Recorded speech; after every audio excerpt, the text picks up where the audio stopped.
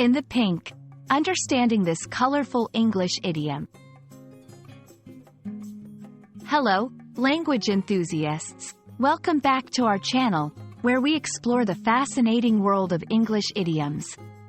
Today, we're diving into a particularly vibrant expression, in the pink.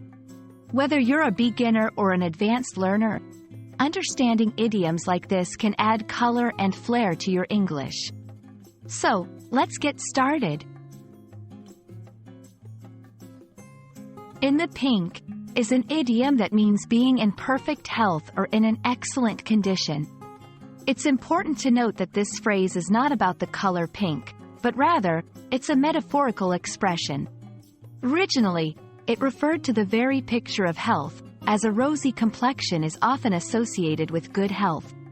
Over time, the phrase evolved to signify being in top form, not just health-wise, but also in other aspects of life. The origin of "in the pink" is quite interesting. It dates back to the 16th century, with the color pink being associated with the peak of condition.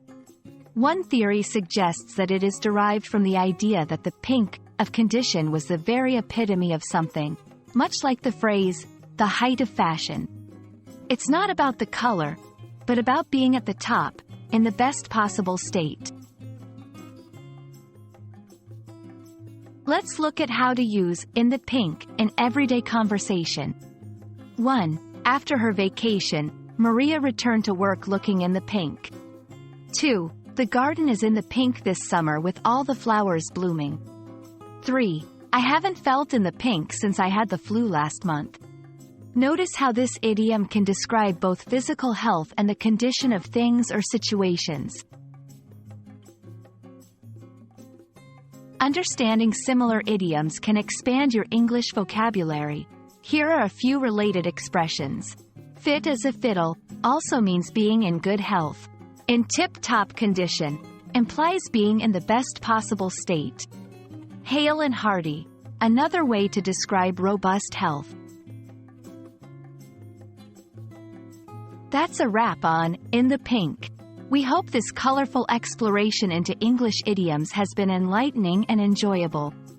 Idioms like these add richness to the language and can make your conversations more vibrant. Keep practicing, and soon you'll be speaking English in the pink.